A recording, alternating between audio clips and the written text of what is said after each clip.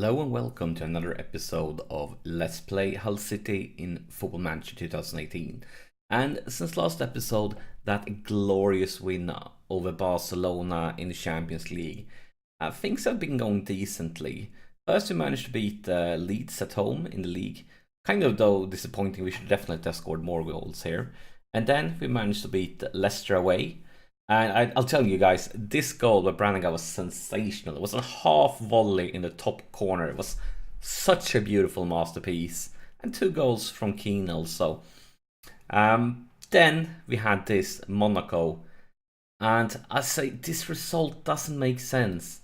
For the whole game, if you look at statistics, we dominated. It was close, but we created more chances. But for the whole game, they had 2 highlights. 2 single highlights, and they scored 2 goals.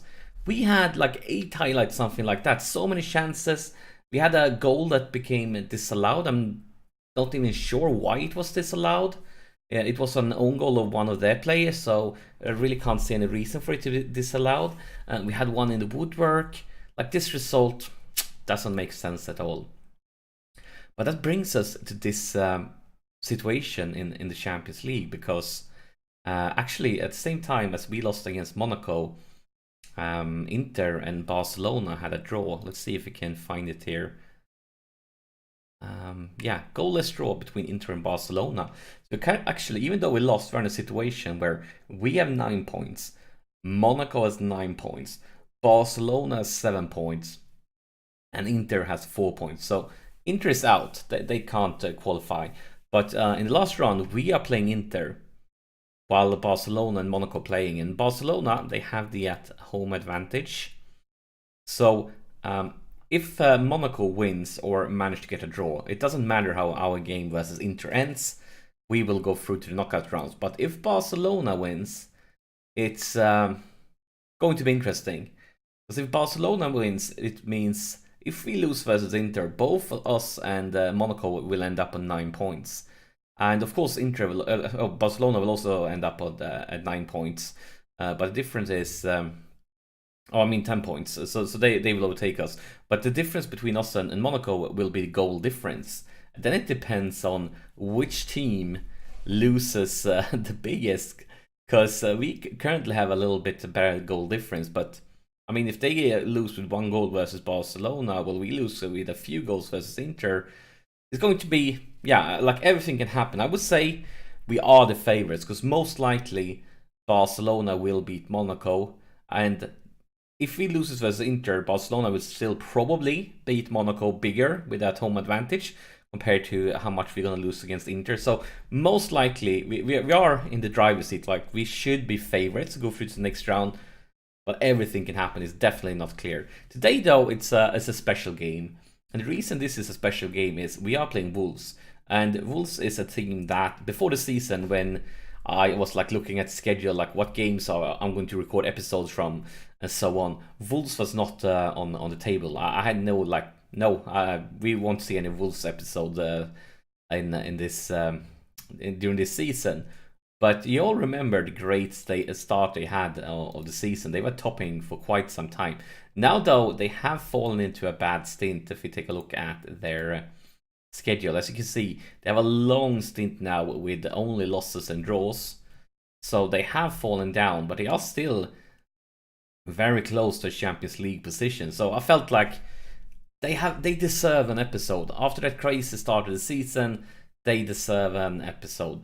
We, on the other hand, are great. We are topping the table. And we actually got a little bit help from Liverpool. Because in the last run, let's see where it is. The last run. Can't we find it? Am I going in the wrong direction? Yeah. Now I should find it. Where is it? Come on. There. In the last run, Liverpool beat Chelsea at home, which actually gave us the opportunity to overtake them. And now we are ahead of Chelsea with a 2-point margin. So the league looks great right now. But one thing we need to remember, we have a lot of tough opponents coming up. So this half of the season, we still haven't played Liverpool, Arsenal, Man United, Man City. So a lot of the top teams we have still to play. So of course that can change the outcome and the look of things drastically, since we have mostly played the easier teams. This is the way we're going to start this game. It takes place just a few days after the Champions League game, so quite a few players are a bit tired, doing a lot of rotation, but we're also starting with a more attacking formation here. Since we are playing at home and we are going to come out with an attacking mentality, we're going to come out with 3 attacking midfielders, and hopefully we can create something glorious at home versus the Wolves. But we can't underestimate them, because, I mean, the start of the season, they have taken points against quite a few of the top teams. So we know what they can do on a good day. But we have that home advantage, and hopefully this will work. What do you want to say, though? Maybe something like this. But yeah, I would say we are favorites in this game. And if we want to win the league, this is definitely a game we should be winning. But we really can't underestimate them, because, yeah, you all know they have beaten or taken points from some of the best teams in the league this season. And we need to do everything we can to not end up as one of those teams. And Højbjerg actually, I think he started the game with a potential injury. I don't believe he has picked it up during this one. Pretty boring start though, but here is Voltori with a throw-in. Can we get into the box? Yes, we can. It's Calabria. Oh my god. Not the player I expected to see in that position, our right fullback, but yeah, I'm glad he was there, even though he didn't manage to score. Here's Calabria once again. Maybe he's going for the assist this time. Sets up Keane.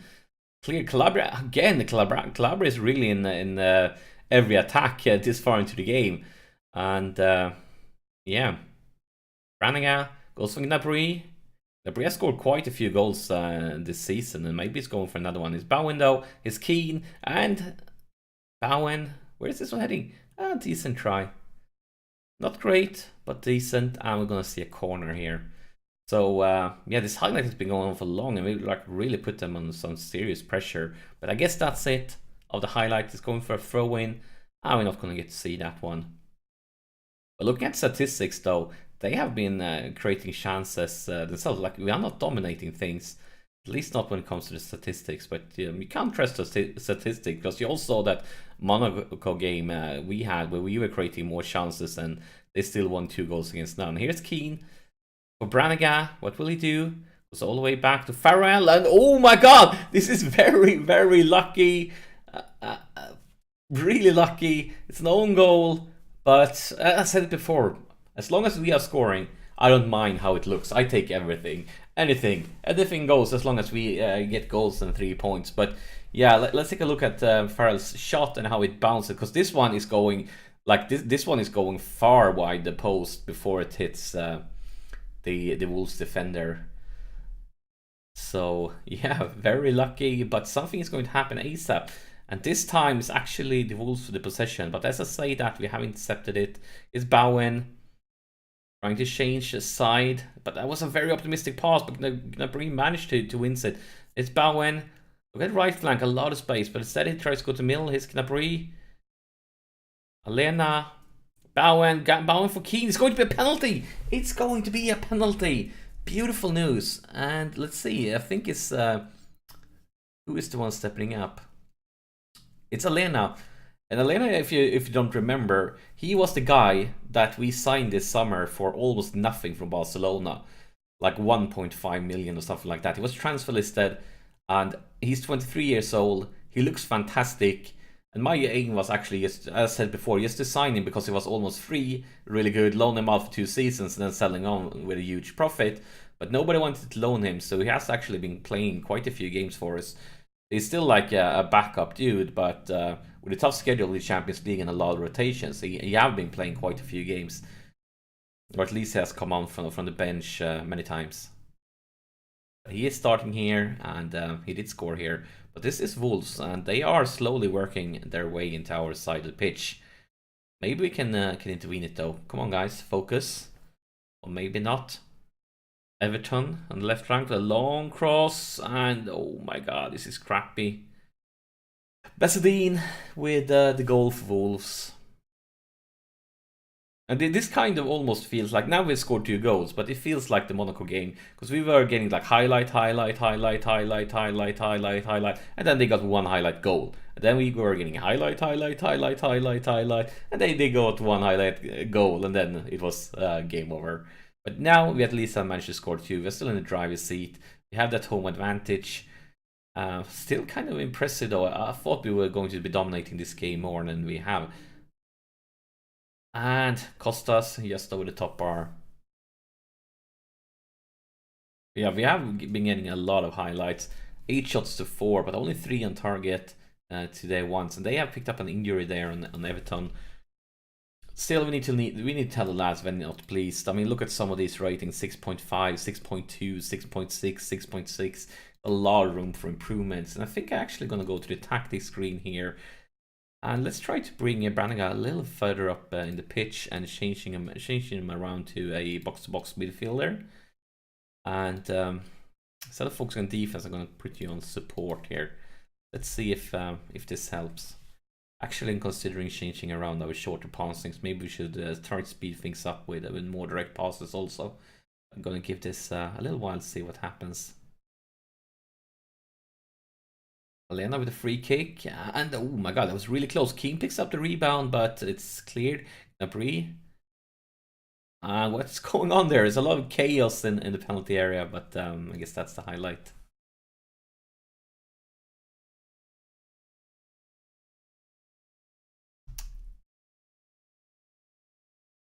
Brannigan with a corner, and here's Costas. Costas loses it.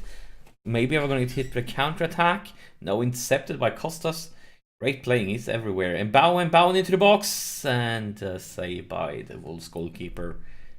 Yeah, I feel like we are creating so many chances, but we need to be a little bit more deadly in the box, because against the bigger teams, we really can't afford missing this many chances.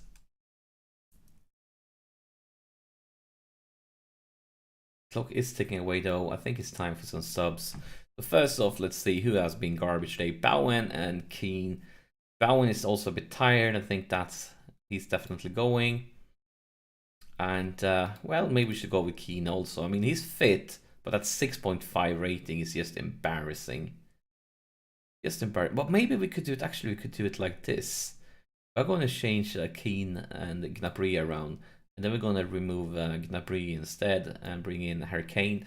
So Kane will be he will be the inside forward on the left flank, and then we're going to have Harry Kane as the main striker. As I said before, Harry Kane, I'm not sure what's up with him, because he has been mostly garbage in the league. Yeah, I know he scored versus Barcelona, but in the league he haven't done much at all. Not much at all lately. I mean, he started off fantastically, like scoring in every single game. But that's not how it's been looking lately. Not at all.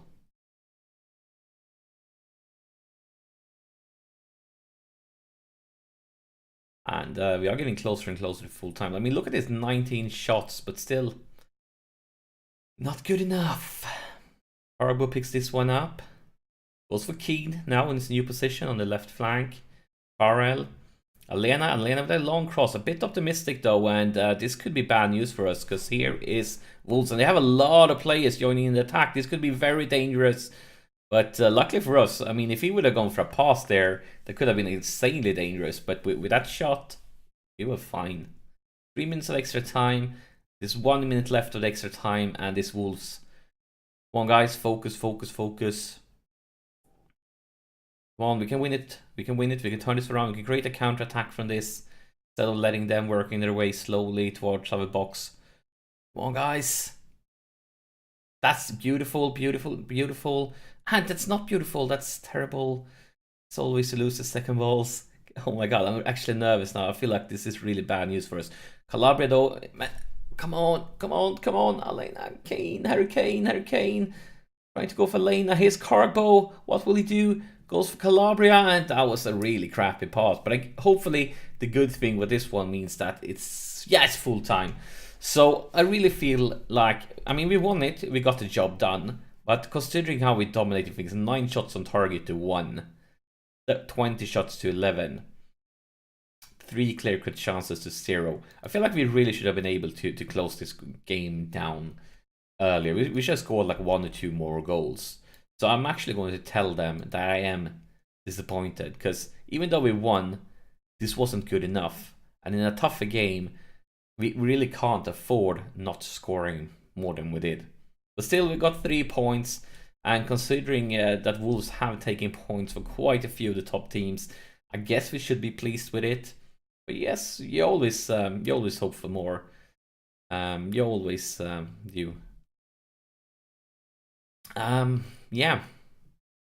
Let's take a look at the league table then. So we are topping the table, but Chelsea has 1 less kit played.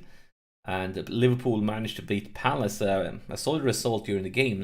I believe Palace was actually in the lead. There was a draw, but at the end, Liverpool apparently scored a few goals, and they are currently in 3rd place. Burnley, United, Newcastle, City. Yeah, let's see. We actually have Chelsea in the late kickoff. So let's just quickly. I'm going to send the assistant to the press conference, just so you guys can see the result. We want to see what happens with Chelsea, Arsenal here, the London derby. And Chelsea unfortunately won. It's not often that we vouch for Arsenal, but it would have been great if they at least would have taken a point away for Chelsea. Now they are back breathing down our neck, but it was to expected. I know really what to be expected. But I think that's it for this episode. As always, thank you so much for sharing your time with me, and I'll see you in the next episode.